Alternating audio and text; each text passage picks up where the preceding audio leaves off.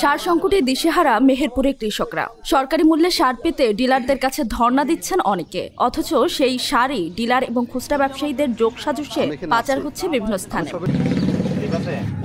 ৯ October বৃহস্পতিবার সকালে গাংনী উপজেলার বিএডিসি ডিলারের সার খুচরা ব্যবসায়ীদের মাধ্যমে মেহেরপুর সদর উপজেলার আমদহে পাচারের সময় স্থানীয় জনতা আটক করে। খবর পেয়ে উপজেলা কৃষি অফিসার ইমরান হোসেন এবং উপজেলা নির্বাহী অফিসার আনোয়ার হোসেন ঘটনাস্থলে পৌঁছান। পরে সার ব্যবস্থাপনা সংশোধনী আইন ২০১৮ এর ৪ ধারায় দোষী সাব্যস্ত হওয়ায় মেসার্স আলিম ট্রেডার্সের মালিক মাহবুব হাসানকে ১৫,০০০ টাকা অর্থদণ্ড দেওয়া হয়।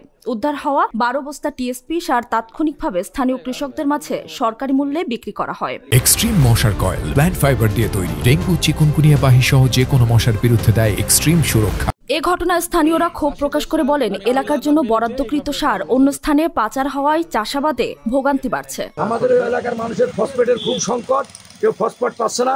কালকে আমি কৃষি অফিসারের কাছে গেছিলাম গাংনী, ওনাকে যাই বললাম, উনি বলল ডিলারের কাছে যাও। ডিলার বলছে এরকম এখানে সার নেই, কিন্তু সার চুরাইভাবে বিলাক পথে গাংনী থেকে মেহেরপুর বাবু চলে যাচ্ছে। সেই সার আমরা ধরেছি। গাংনী উপজেলার সার চলে যাচ্ছে আশরাফপুর মেহেরপুর গার্ড হবে। চাষিরা সার পাচ্ছে না। প্রত্যেকটা দোকানে চাষি কি সারের জন্য সার কিনতে চাইছে, সার পাইছে না। আমরা সার কিনতে গেলে সারের দোকানদার বলে কি করতে চাইছি, সার নাই, যা সার পরে আর খারাপ করে ব্যবহার। এইসব সার দেখা যাচ্ছে গ্রামের ছোটো ছোটো দোকানে বিক্রি হচ্ছে টিএসপি সরকার ১৩৫০ টাকা পাওয়া যাচ্ছে ২২০০ টাকা। তাই মেন জায়গায় সার পাচ্ছে না।